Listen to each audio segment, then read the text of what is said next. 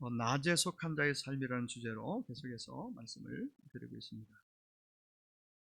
1946년 개봉된 미국 영화 가운데 우리 생애 최고의 해라는 영화가 있습니다. 저 직접 보진 않았지만 그 내용 줄거리를 이렇게 잠깐 소개하려고 합니다. 2차 세계대전이 있을 당시 실화입니다. 해럴드 러셀이라는 청년이 해군 사병으로 입대를 하게 됩니다. 전투에 참가했는데 전투에서 폭탄을 맞고는 두 손을 잃게 돼요. 양손을 잃게 돼요. 불구가 되었습니다. 정말 얼마나 낙심이 되고 절망이 되겠습니까? 그래서 그는 나는 이제 어떻게 사나, 뭐 그 과정을 다 말할 수 없지만은 간단하게 말씀드리면은 절망하고 낙심하는 중에 그 하나님을 다행히 믿는 사람이었기에 하나님께 기도하기 시작합니다. 하나님, 어떻게 하면 되겠습니까? 나는 이제 내가 할 수 있는 것이 뭐가 있습니까? 쓸모없는 사람이 되었습니다.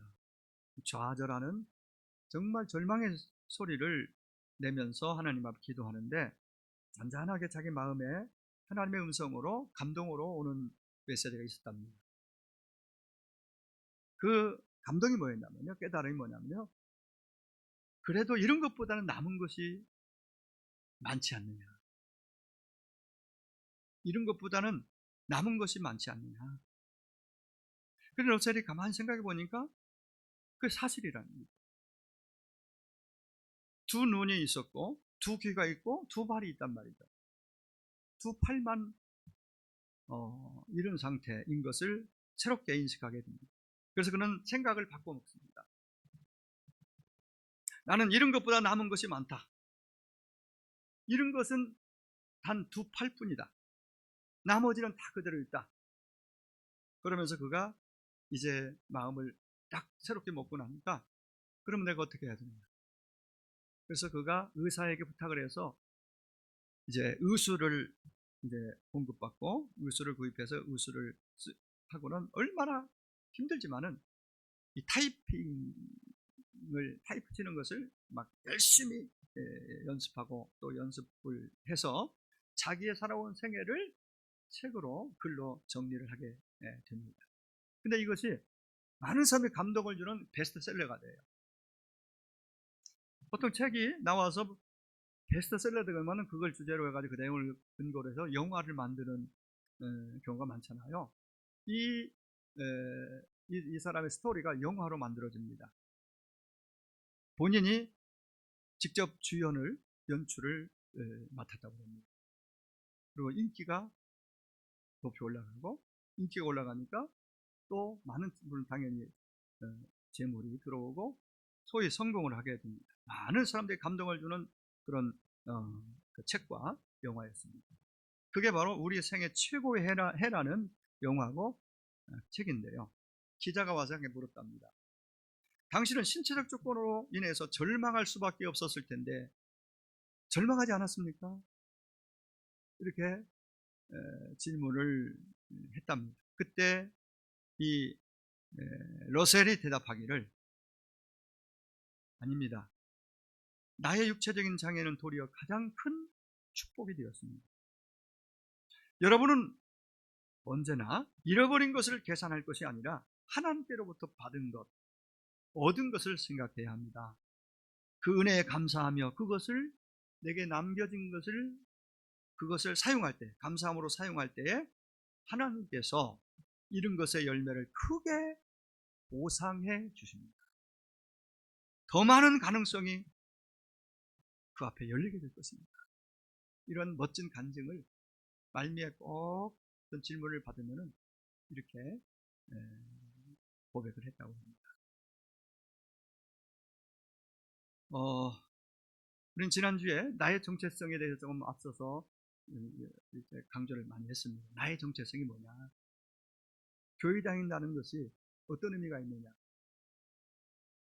그러면서 제가 몇 가지 정리한 단어들을 쭉, 명사들을 쭉, 한 열 몇 가지를 제가 소개하고 나는 어느 쪽에 더 어울리는가? 나이가 어울리는 단어, 내 정체성에 그게 내 정체성이거든요. 맞는 것이 뭔가를 한번 제가 질문을 던졌죠. 다시 한번 제가 한번 여러분에게 묻고 싶습니다. 여러분의 정체성을 확인하기 위해서, 나의 정체성. 분명 오늘 5절에 너희는 다 빛의 아들이요 낮의 아들이다, 5절에 그렇게 말씀하고요. 8절에서는 우리의 소속은 낮에 속하였다, 그렇게 말씀하거든요. 그럼 낮에 속했다, 빛에 속했고 빛의 자녀요, 또 낮의 아들이다, 자녀다. 우리의 존재, 우리 그런 사람. 우리 어둠하고는 이제는 어둠에서, 어둠이 나를 지배하고 어둠에 묻혀서 살아서는 안 될 빛의 자녀요. 빛이 들어옴으로 어둠이 물러가잖아요. 빛 되신 그분께서 이 땅에 오실 때에 세상은 깜깜했고 이제 빛이 비추기 시작해서 지금 이 시대에 온 세상으로 수많은 교회와 믿는 자들이 이제 빛의 자녀로서 곳곳에서 등대가 되어 비추고 있죠. 빛은 감출 수 없는 겁니다. 어둠이 아닌 빛. 그러니까 우리에게 어울리는 단어는 결코 불평, 절망, 원망, 미움, 불의, 부정, 불순종, 불행, 그리고 마지막 지옥. 이것은 우리하고는 이제는, 우리는 그것에서 빠져나온, 우리에게는 어울리지 않는 단어들이고 그런 삶들이에요. 그런 것들. 그럼 우리는 이제는 빛의 자녀로서 감사, 그리고 믿음, 소망, 사랑, 그리고 긍정, 부정이 아니라 긍정, 불순종이 아니라 순종, 불행이 아니라 행복. 이게 우리 빛의 자녀에게는 딱 맞는, 어울리는 단어들이고 그렇게 우리는 되어야 하고 살아야 한다라는 것을 서신서에서, 복음서에서, 또 하나님의 백성다움이 무엇인지에 대해서 성경 신구약은 우리에게 계속해서 그 모든 정보를 우리에게 제공합니다. 과연 너는 어떻게 살고 있니? 하나님의 백성인데, 하나님의 자녀인데, 천국의 시민권자인데 어떻게 살고 있니라고 우리에게 계속 묻고 있습니다. 구원의 문제를 묻고 있지 않습니다. 구원은 하나님 밖에 있는 자들에게 예수 믿어서 구원받도록 전하고 그들이 와서 말씀을 듣고 배우고 교회생활, 신앙생활을 통해서 이제 하나님의 자녀다움을 갖춰가는 것이고 내 정체성대로 살아야 되는 거죠. 내 정체성이 뭐예요? 아까 이미 말씀드린 그런 모습이에요. 그렇습니다. 성도, 예수 믿는 성도, 저와 여러분은 하나님의 자녀입니다. 빛의 자녀입니다. 우리는 빛에 속한 자입니다. 오늘 본문에 낮에 속하였다는 것은 하나님께 속하였다는 동일한 의미입니다. 하나님께 속한 자입니다. 전에는 어둠에 속한 자고 사탄에 몰라서, 어리석어서 사탄에 눌려서 끌려서 살 수밖에 없는 어둠의 속성이었다면, 지금은 그걸 깨닫고 거부하고 그 어둠을 물리치고 빛의 자녀로서 하나님에게 향하여 하나님의 뜻과 인도하심을 따라서 살아가야 하는 그러한 존재다. 그래서 밤이 아니라 낮에 속한 하나님의 자녀로서의 정체성, 그리고 그 신분에 맞는 삶을 살아라. 오늘 본 메시지는 그겁니다. 네 신분의 정체성에 맞게 살아라. 로마서 13장 13절에 낮에와 같이 단정히 행하라. 이게 이제 낮에 속한 자가 단정히 행하라는 이 단어 속에 우리가 어떻게 살아야 되는지를 말씀해 주시면서 바로 이어서 방탕, 술취함, 음란, 호색, 쟁투, 시기, 이런 것들은 하나님의 자녀에게는 너무 어울리지 않는 그런 단어들이고 그런 내용들이다. 만약에 여전히 그렇게 살고 있다면 어둠에 머물러 있는 거야. 어둠에 속한 자처럼 사는 거예요. 세상에 속한 자처럼 사는 거예요. 낮에와 같이 낮의 자녀니까, 낮에 속한 자니까 단정행하라. 단정행한다는 걸 보면은 근신하라, 정신 차리라, 깨어 있으라, 이런 단어들은 바로 단정하게 행한다는 것이고 거의 동일한 동의어라고 볼 수 있습니다. 낮에 속한 하나님의 자녀로서 에베소 5장에서는 8절 9절에 너희가 전에는 어둠이었다라고 말하면서 이제는 주 안에서 빛이라. 전에는 어둠이었으나 이제는 빛이라. 그렇다면 빛의 자녀처럼 행하라. 빛의 자녀로서 살아라. 빛의 자녀로서의 삶의 열매가 뭐냐? 바로 착함과 의로움과 진실함에 있다. 구체적으로 이 빛의 열매고 낮에 속한 자가 그 정체성이 드러날 때에 이런 것이 나와야 됩니다. 착해져서 구원받는 것이 아니라 구원받은 하나님의 자녀이기 때문에 착함이 결과물로 나와야 된다. 의로움, 진실함. 그래서 이 모든 것들을 담아서 그렇게 되기 위해서는 오늘 본문 6절과 8절 그리고 베드로전서에 가면은 4장 7절에 정신 차리라고 맞춥니다. 정신 차리라는 말이 종종 나오잖아요. 우리가 교회가 있는 하나님의 자녀가 정신 차리지 못할 때가 꽤 있다는 얘기가 돼요. 자주 나온다는 얘기는. 신앙이 잠들고 느슨해지고 태만해지고 축 처지고 뒷걸음치고 넓은 길로 향하고 이 모든 건 정신 차리지 못해서 일어난 결과들이에요. 그러니까 네가 낮에 속한 하나님의 자녀요 천국의 시민권자로서 이 땅에 사는 동안 삶의 내용, 삶의 모습은 단정하게 살아야 한다. 깨어 있어야 한다. 정신 차리고 살아야 한다. 굉장히 강하죠. 우리가 주시는 이 말씀 메시지가 강한 정신 차려 하고 정신 차리라. 깨어 있어. 네 앞에 달려들고 있는 이 사자는 굶주린 사자 삼킬 듯이 지금 발톱을 세우고 입을 벌리고 으르렁대고 오는데 흐느흐느하고 있고 그냥 축 처져 있으면은 그 뭐 어떻게 되겠어요? 결과는 뻔하고. 정신 차리고. 우리 기독교 신앙을 표현하는 여러 가지 그 단어와 용어들이 있습니다. 바울은 오늘 본문에서 세 가지를 기본 우리 신앙을 구성하는 우리 신앙생활 전반적으로 중요한 요소로 세 가지를 말씀합니다. 바로 믿음, 소망, 사랑. 믿음, 사랑, 소망입니다.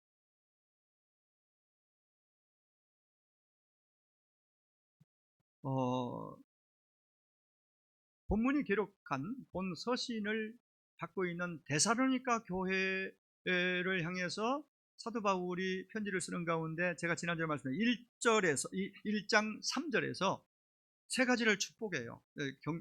칭찬해요. 바로 믿음, 소망, 사랑. 근데 믿음은 역사가 있었다. 믿음의 소문이 나타났어요. 얼마나 제대로 말씀 듣고 제대로 살고 참으로 하나 낮에 속한 자로서의 정체성이 드러나는 멋진 삶들, 그걸 믿음의 역사, 믿음의 결과, 믿음의 내용 이렇게 표현할 수 있어요. 그런 저들의 모습을 칭찬합니다. 믿음의 역사가 있었다. 말뿐인 믿음이 아니라 생활로 나타났다는 말이에요. 이방인들도 보고 알 수 있을 정도로 믿음의 결과가 있었다. 역사. 그리고 사랑의 수고가 있어요. 말로만 사랑한다고 하지 않고 섬김과 봉사와 실천을 통해서 사랑이 많은 사람들에게 증거되고 흘러갔다. 사랑이 교회 안팎에서. 그리고 소망의 인내. 이 세 가지는 각각인 것 같지만은 서로 연결되어 있어요. 하나님을 향하는 믿음이 제대로 딱 연결되어 있고 믿음이 건강한 믿음이 될 때, 믿음이 더 제대로 될 때에 이 땅에서 담대함으로 그리고 따뜻한 마음으로 사랑하며 살고 사랑을 흘러보낼 수 있습니다. 사랑하며 살 수 있습니다. 그리고 이 믿음이 있을 때, 이 사랑의 삶이 이 땅에서 잘 형성될 때 하늘의 소망은 더 분명해지는 거죠. 이것이 식어지면 소망도 점점 작아지고 식어집니다. 믿음, 소망, 그리고 사랑. 궁극적으로는 소망을 얘기할 때 주님이 다시 오시는 그날, 주님을 배울 그날을 바라보면서 기대하고 기다리는 겁니다. 그래서 인내하고 참고 힘들어도 그분을 만날 기약이 있고 약속이 있으니까 믿음으로 믿는다면은 소망하고 그분께 거기에 소망을 두고 이 땅에서 참고 잘 인내하면서 사랑하며 살다. 쉽게 말하면 이런 얘기죠. 세 가지가 서로 한 덩어리입니다. 저는 오늘 믿음에 대한 얘기를 조금 더 말씀을 드리려고 합니다. 지난주에 드리고 또 좀 다른 부분도 조금 말씀드렸지만은 연속으로 드리는 말씀이니까 어차피 뭐 지나가는 것이 막 많이 이렇게 제목이라든가 내용을 그거보다도 더 중요한 것이 여기서 분명하게 믿음 얘기를 들었으면은 믿음의 역사, 믿음의 결과, 믿음의 내용이 있는 한 해가 되기 위해서는 이런 부분에서 저는 여러분에게 다시 한번 이 부분을 말씀드리고 싶습니다. 하나님은 예수님 말씀하여 하나님을 믿고 또 나를 믿으라. 믿음을 얘기했잖아요. 믿음. 제자들을 항상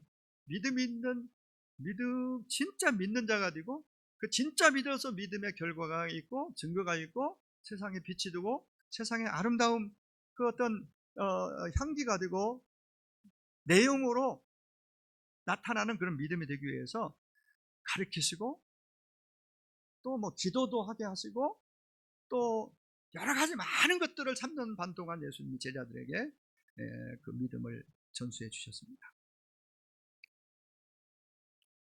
그 많은 내용 가운데서 우리에게 주시는 중요한 놓쳐서는 안 되는 것이 살다 보면은 하나님을 향하는 믿음보다는 사람을 더 믿고 사람을 의지했다가 실족하고 실망하는 경우가 많이 있다고 했죠. 사람은 믿음의 대상이 될 수 없습니다. 당연히 돈도 권세도 명예도 마찬가지. 인기도 시간 지나면 떨어지고 사라지는 거예요. 돈도 마찬가지. 힘 있는 것들이에요. 그런 다른 것. 대단히 영향력 있는 것들이지만 그런 신뢰와 믿음의 대상이 되지 못해서는 안 됩니다. 오직 하나님만이 우리의 믿음의 대상이어야 한다라는 얘기를 하고 싶어요.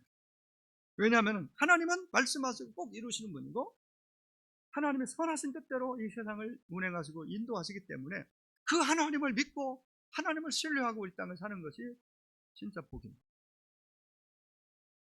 그리고 실족하지 않는, 시험에 들지 않는 비결이에요.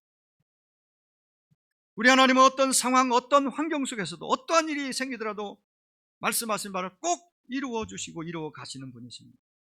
그 하나님은 믿을 수 있는, 정말 믿어야만 하는, 끝까지 믿을 수 있는 분. 하나님이 우리의 믿음을 보실 때에, 하나님이 우리를 보실 때 믿음이 있고 없고, 믿음이 있는데 믿음이 얼마나 건강하고 바른 믿음인지 그렇지 않은지, 하나님은 우리의 믿음을 보면서 믿음을 기뻐하신다고 했어요. 믿음이 없이는 하나님을 기쁘시게 하지 못한다. 히브리 11장 6절 말씀하잖아요. 그렇다면은 우리가 새해가 됐으니까 이제 하루하루 한 주 한 주 힘써서 가꾸고 세워나갈 부분이 뭐냐면 사실 믿음이에요. 믿음이 건강하고 바르게 세워지면, 말씀의 토대 위에 바르게 세워서 믿음이 자라나면요, 당연히 하늘의 소망, 그리고 말씀을 가지고 내가 사랑으로 섬기고 결과가 아름답게 믿음의 내용이 있는 부분으로 가게 되어 있습니다. 그렇다면 믿음을 1년 동안 구체적으로 믿음이 자라나고 세우고 건강한 믿음이 되기 위해서 저는 한 두세 가지로 오늘 그 부분을 좀 말씀을 오늘 더 드리려고 해요. 다시 말씀드립니다. 믿음이 건강하게 자라나야 되겠고 그 믿음은 하나님이 기뻐하시는 믿음이 되어야 되겠습니다. 그러기 위해서 어떻게 해요? 우선해야 될 것이 뭐가 있는가? 저는 첫 번째가 매일매일 우리가 점검하고 고백해야 될 부분이에요. 하나님이 내 삶의 최우선이 되게 하자. 하나님이 최우선이어야 됩니다. 사선은 없습니다. 하나님은 내 인생 가운데서 우리 가정 모든 삶의 모든 영역에서 최우선의 우선순위에 계셔야 할 존귀한 분입니다. 나에게 그렇게 그 정도로 의미가 있고 중요한, 가장 중요한 분이죠. 그분이 우선순위에 밀리면은 내 신앙에 어떤 문제가 옵니다. 내 삶의 어떤 문제도 거기서 시작되는 겁니다. 하나님의 하나님 되심을 날마다 인정하자. 하나님이 하나님 되심을.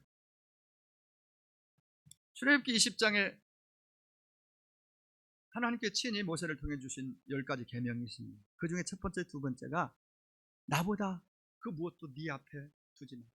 나보다 더 앞에 두는 거 있으면 안 된다고 그랬어요. 그 하나님이 유일한 하나님만 하나님 되심을 고백을 인정하라는 거예요. 나 외에, 너는 나 외에는 다른 신들을 내게 두지 마. 네 앞에 두지 마. 하나님 가장 싫어하시는 거예요.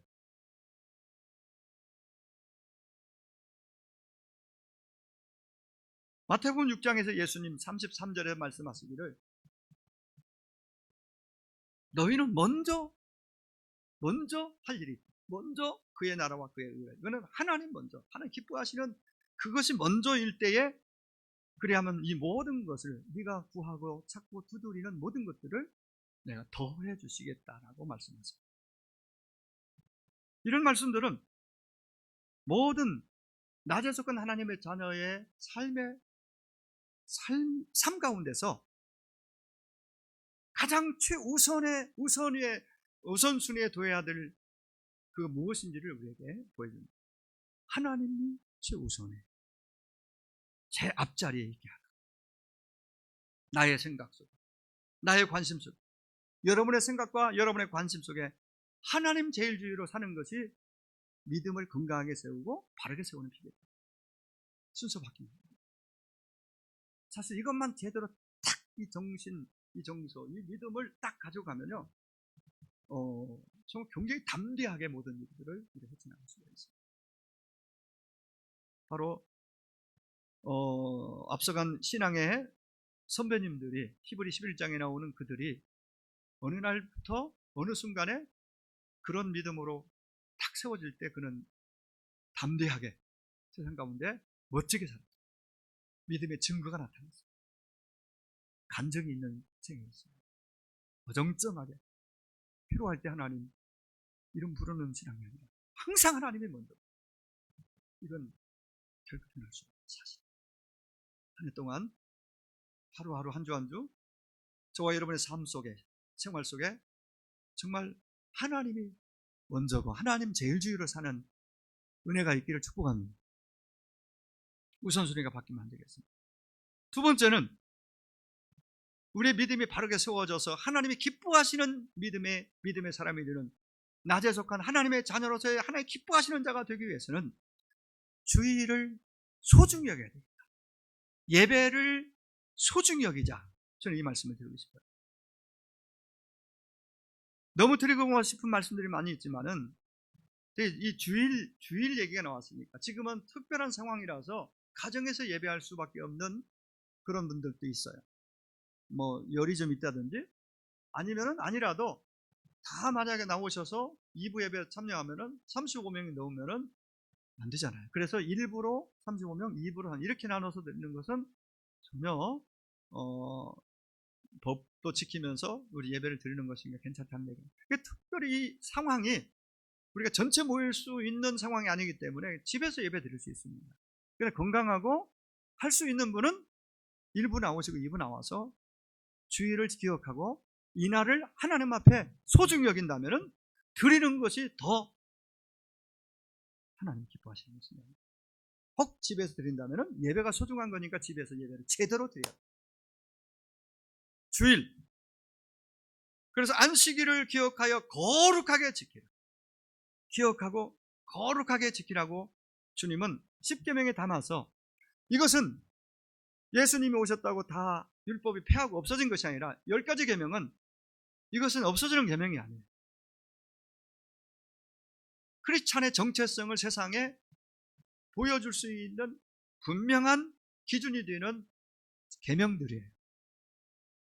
그래서 이것을 바른 정서 정신으로 지키는 것이 중요하지 이것을 자기 편리대로 해석하고 함부로 내려놓으면 안 돼요. 지켜야 될 구원받은 하나님의 자녀의 빛의 자녀로 지켜나갈 때에 하나님이 기뻐하시고 그 믿음을 우리에게는 더 많은 은혜가 되는 그러한 계명들이죠.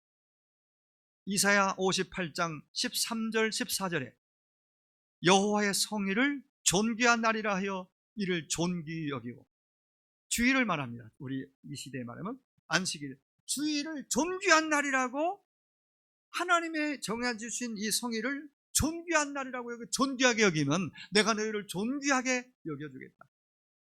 인생 가운데 내가 이렇게 복을 주겠다. 그러면서 몇 가지 약속하세요. 주일 소중히 여기고, 예배를, 주일이 소중한 건 예배가 있는 날이니까, 물론 모든 날이 예배 드려야 되고 예배하는 날일 수 있습니다. 그러나 하나님의 백성들이 낮에 속한 자가 같이 모여서 예배 드리는 공동체로서의 대면 예배는 너무 중요합니다.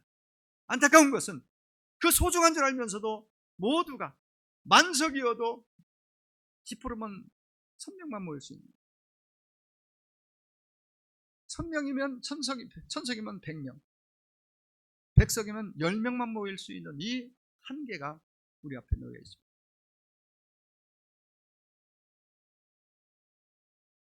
할 수만 있으면, 아니, 다 모여요. 하나님 그걸 기뻐하세요. 그러나 그러지 못하는 상황 경우는 예배가 소중하니까 집에서, 비상시니까 집에서라 꼭 드리시고, 그리고 좌석이 있으니까 나올 수 있는 분들은 나와서 드리고, 이게 하나님, 그리고 주일을 소중히 여기고 예배를 소중히 여기는 신앙의 모습일 것입니다. 여기 주일을 지키라, 안식일을 지킨다는 것은 내 인생 가운데 내 인생을 교회 중심으로, 말씀 중심으로 살아간다는 의미예요. 이렇게 사는 것을 교회의 머리 되신 우리 주님이 기뻐하십니다. 내가 주일을 지킨다는 것은 내가 하나님 중심으로 살아가겠다는 보이는 고백이고 내 정체성의 하나의 표현이에요. 주일을 지키고 예배를 지켜나가는 것. 바로 주일을 올바로 지킴이 믿음이고 고백이고 순종인 것입니다. 우리가 사는 이 세대는 엄청난 과학 문명 속에 수많은 편리함, 혜택을 우리가 누리며 살고 있습니다. 그리고 웬만한 자유분방한, 우리나라의 상황이 자유분방하잖아요. 그런 21세기를 살아가는 저와 여러분에게 이런 시대 상황 속에서 교회 중심, 말씀 중심, 예배 중심으로 살아야 한다. 이건 큰 도전입니다. 어떤 면에 큰 시험입니다. 꼭 그렇게 살아야 돼? 어느 세상인데 요즘 꼭 그렇게 믿어야 돼? 이런 얘기를 심심치 않게 듣게 되는 그런 안타까움이 있습니다. 요즘이 어떤 세상입니까? 편한 세상이죠. 편할수록, 좋은 세상일수록 말씀으로 돌아가서 말씀으로 믿음을 채우고 그 위에 서야 돼요. 우리는 큰 도전을, 시험을 받고 있습니다. 모임의 예배에 대해서. 여러분, 우리의 정체성 가운데 예배로 모이고 주일이라고 모이고 이런 것들이 우리의 하나님의 자녀, 낮에 속한 자라는 것을 우리가 말 안 해도 예배 드리는 것 자체가, 그 일순을 다 멈추고 예배 드리러 간다는 거, 모인다는 거, 모여온다는 거, 내 중심에 하나님이 계시고 나는 그 하나님의 자녀요, 빛의 자녀라는 고백이 들어있는 것입니다. 저는 이 믿음을 끝까지 간직하고 지켜나갈 수 있게 되기를 축원합니다. 세상이 변하고 또 변할지라도 말입니다. 하나 더 말씀드리죠. 우리 믿음을 세우고 하나님이 기뻐하시는 믿음이 되기 위해서는 우리가, 내가 지금 가지고 누리고 있는 생명을 비롯해서 이 모든 내게 있는 재능과 탤런트, 그리고 재물, 모든 것이 주께로부터 왔다는 하나님의 주권, 주님이 주셨다는 것을 인정하고 고백하고 실천해야 됩니다. 내 생명 내 것이다. 내가 벌었으니 내 것이다. 물질이 내게 있는 탤런트, 재능 내 것이다. 내게 있으니 내 것일 수 있지만은 정확하게 말하면 하나님이 주신 거라고 믿음이 들어가고 나면, 진짜 믿음이 생기면요, 하나님이 주셨구나. 그 탁월한 재능, 내게 호주머니에 있는 이 재물, 돈, 가장 간단하게 하는 방법은요, 하나님이 내가 움직일 수 없는 어떤 내 안에, 내 삶 가운데 그러한 어떤 질병이나 사고로 어떤 그런 상황에 내가 딱 놓였다고 보면요, 이 모든 걸 인정할 수밖에 없어요. 아무것도 못하거든요. 물 한 모금 남기는 것도 내 의지로 내 힘으로 내가 한 것 같은데 하나님의 은혜였다라는 것을 진심으로 고백하는 날이고, 건강하고 활동하고 이렇게 자유로울 때 그 사실을 인정하고 하나님의 주권을 온전히 인정하고 고백할 수 있다면 얼마나 좋을까요? 그렇습니다. 하나님은 분명히 말씀하십니다. 너희가 내가 너에게 주지 아니한 것이 뭐가 있느냐? 깨닫고 다 하나님이 주신 거라고 다윗은 고백했어요. 바울도 그걸 깨닫고 고백하잖아요. 신앙이 들어가면 이 고백을 할 수밖에 없어요. 그 하나님의 말씀하십니다. 만군의 여호와가 말한다. 이른다.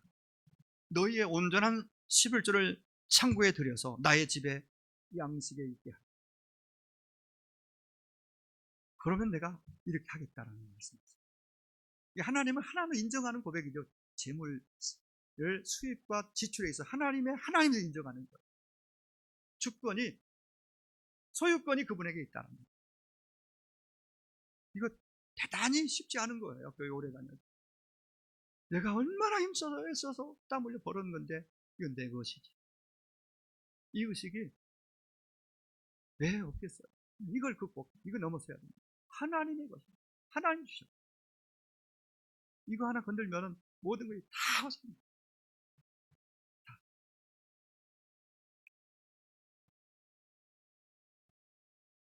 만군의 여호와가 이른다. 이 표현은 만군의 여호와라는 이 단어는요, 이 내용은요, 이건 하나님, 여호와 하나님이 만물의 주인 되신다는 것을 확실하게 보여줍니다. 그러므로 이 말씀은 하늘과 땅과 바다 온 우주를 창조하신 그 조물주 하나님께서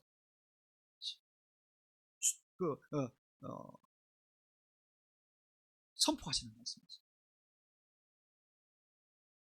모든 것이 다 하나님이 주셨고 하나님이 주권이 하나님께 있다. 그래서 하나님의 그 10의 1을 하나님께 드리는 것은 단순하게 생각하면 안 됩니다. 신앙의 고백이에요.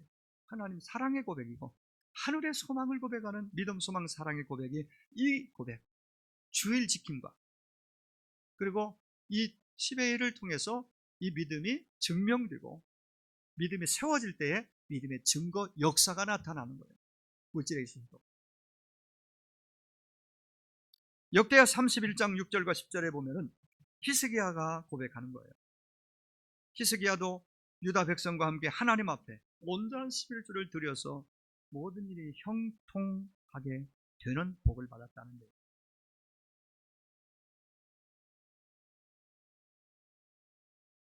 하늘 문이 열리는 거예요. 그러니까 하늘 문이 열렸다는 것은 내 인생 가운데 구원의 확증이에요. 천국, 열린 문으로 천국 가잖아요. 그 내게 믿음이 있다는 것이 물질 고백을 통해서도 나타나는 거예요. 그래서 하늘 문이 열려서 열린 이 땅에 사는 동안 열렸으니까 하나 열고 복을 주지 않아 시험해봐라. 복 주신다. 그 복 가운데는 뭐 전인적인 다양한 복들이지만 물질도 들어있어요. 물질을 통해서 하나님이 그 놀라운 약속을 주신 걸 알 수 있습니다. 이제 말씀을 오늘 믿음에 대한 말씀만 드리고 정리하려고 합니다. 자, 우리에게 권력, 명예, 인기, 돈 등등 이런 것보다 더욱 더 중요한 것이 있습니다. 이 모든 것보다 가장 중요한 것이 있습니다. 뭘까요? 네? 믿음입니다. 하나님입니다. 믿음이 없으면 하나님을 볼 수도 없고 만날 수도 없고 하나님과 끈이 연결될 수가 없어요. 관계가 그냥 하나님과 관계가 정상적으로 연결되는 끈 고리가 믿음이에요. 복음을 통해서 믿음이 돼야 하는, 믿음을 통해서 복음이 하나님과 관계가 연결됩니다. 자, 이 믿음이 바른 믿음이에요. 하나님 관계 속에 이 믿음이 있고 그 믿음으로 사는 사람들에게 나타나는 안팎의 어떤 그 증거 결과는요, 평안이고 담대함입니다. 두려움이 사라집니다. 담대함이 있어요. 믿음이 있습니다. 그 믿음이 강화되고 믿음이 성장하고 믿음이 든든히 채워지는 게 최고의 복입니다. 그러기 위해서 제가 오늘 세 가지를 말씀을 드립니다. 바라기는 새해 2021년 시작된 2021년도 말씀 읽기와 문제풀이, 예배 적극적으로 참석하고 이런 모든 것 가운데서 정말 믿음이 더 깊어지고 더 확실해지고 증거가 나타나는 결과가 있는 그런 한 해가, 믿음의 결과가 나타나는 한 해가 되기를 주의 이름으로 축원합니다. 이 믿음은 주님을 나의 삶 중심에 모시고 살아가는 삶을 말합니다. 나의 삶 중심을, 주님 중심으로 살아가는 삶이 믿음의 삶입니다. 오늘 본문에 우리는 낮에 속하였으니 정신 차리고 믿으라.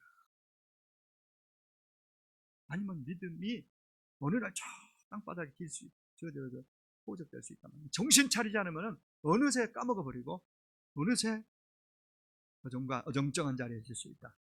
그래서 시험과 유혹이 많은 세상에서 믿음으로 살려면은, 하나님의 자녀답게 살려면 정신 차리고 가야 합니다. 이 얘기를 거듭 5절과 8절에서 6절과 8절을 말씀하고 있습니다. 다시 한번 말씀드립니다. 우리의 믿음, 저와 여러분의 믿음이 더 강건해지고 믿음이 믿음다운 믿음, 하나님이 기뻐하시는 믿음이 되려면 언제 어디서나 오늘 나의 생각 속에, 나의 관심 속에 하나님 중심, 하나님 제일주의로 살아가야 됩니다. 한 해 동안 하나님 중심으로, 예배 중심으로, 말씀 중심으로, 교회 중심으로 믿음이 잘 세워져서 여러분 한 사람 한 사람 가정과 일터 가운데서 삶의 현장 속에서 하나님이 기뻐하시는 믿음의 증거, 열매, 간증거리, 이런 것들이 이전보다 더 많이 나타나고 고백되어지고, 그래서 하나님을 더 영화롭게 하는, 영화롭게 해드리는 그러한 복된 1년이 되시기를 주의 이름으로 축원합니다. 기도하시겠습니다.